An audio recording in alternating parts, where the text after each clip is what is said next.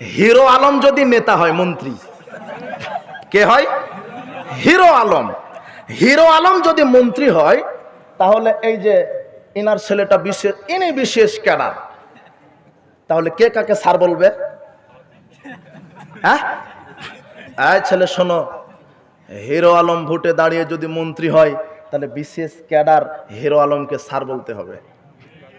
যে লুচ্চা, যে ইসলাম জানে না, ইমান জানে না, যে হারামখোর, ওকে বলতে হবে sir sir sir sir sir sir sir sir sir sir sir sir sir.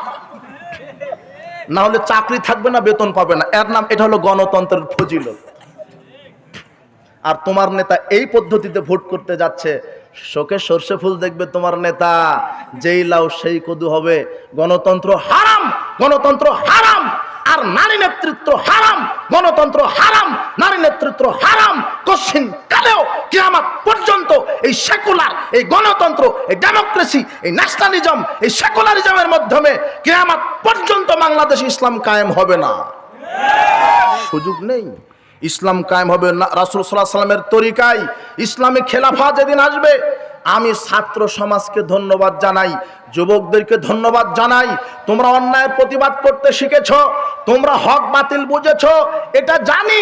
ন্যায্য অধিকার আদায় করতে তোমরা শিখেছো, রক্ত দিতে শিখেছো। কিন্তু যেদিন তোমরা তাওহীদ শিখবে, সেই দিনই বাংলার জমিন ইসলাম কায়েম হবে ইনশাআল্লাহ। কিন্তু তোমরা তাওহীদ বুঝোনি, ইসলাম বুঝোনি, তোমার হুজুরি বুঝেনি তোমার ইসলাম। তুমি কি করে বুঝবে? তাওহীদ তোমার হুজুরি বুঝেনি। সালাত আদায় করবেন যার বিধানে, রাজনীতি করতে হবে তার বিধানে। একটা মেম্বার নির্বাচিত হতে লাগে 1 কোটি টাকা। কত কোটি? একটা মেম্বার হবে। আপনারা এটা কি গাইবান্ধা? মেম্বার হবে একটা, 1 কোটি টাকা খরচ করে। কয় কোটি? একটা চেয়ারম্যান, যে চেয়ারম্যান হবে, সে কয় কোটি টাকা খরচ করে মেম্বার হয়, চেয়ারম্যান হয়? এদিকে আমি শেষ করে দেব একটু, এটা কিন্তু ইম্পর্টেন্ট বিষয়। শোনেন, এই গণতান্ত্রিক ভোটের মাধ্যমে নেতা নির্বাচনে এত সময় লাগে, 2 মাস 3 মাস ক্যানভাস করা লাগে।